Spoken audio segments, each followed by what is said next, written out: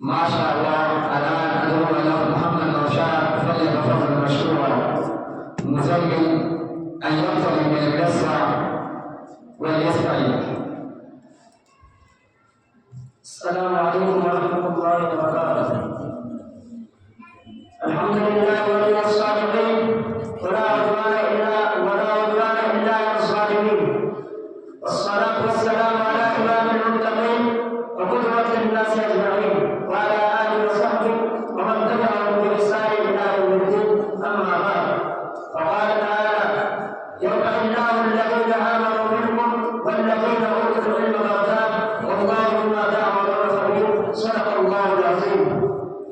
أحبتي في الله، إن طلب هذا العلم الشرعي فإنه هو السبب الرئيسي الحقيقي في تشريف الإنسان على سائر المخلوقات، كما أخبرنا الرب تبارك وتعالى بذلك في قصة سيدنا آدم مع الملائكة المقربين، وعلم آدم الأسماء كلها ثم عرضهم على الملائكة فقال: أنبئوني بأسماء هؤلاء إن كنتم صادقين. قالوا: سبحانك لا علم لنا إلا ما علمتنا إنك أنت العليم الحكيم.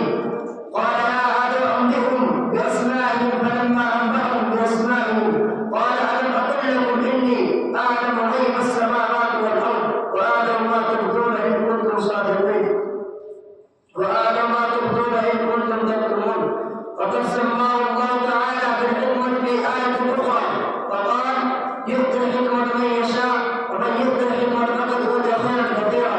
قال العلماء: المراد بالحكمة إصابة الحق والعمل به، العلم النافع والعلم الصالح. وعن معاوية بن أبي سفيان رضي الله عنهما عن النبي صلى الله عليه وسلم أنه قال: من يرد الله به خيرا يفقهه في الدين فإنما أنا قاسم والله يعطي. أيها الإخوة، اشتغلوا بكل شوق ورغبة فإنه هو رأس الطاعات والقربات، لأن الإنسان لا يمكن له الحصول على معرفة الرب تعالى إلا بالعلم الصحيح. وقال الإمام أحمد بن حنبل رحمه الله تعالى: وتذاكر بعض ليلة من وأحب إليه من إحيائها. وقد قال الله تعالى: يرفع الله الذين آمنوا منكم والذين أوتوا العلم درجات والله بما تعملون خبير. بارك الله لنا ولكم في القرآن المجيد ونفعنا وإياكم بالذكر الحكيم. فاستغفروا إنه هو الغفور الرحيم. وآخر دعوانا أن الحمد لله رب العالمين. السلام عليكم ورحمة الله وبركاته. ما شاء الله.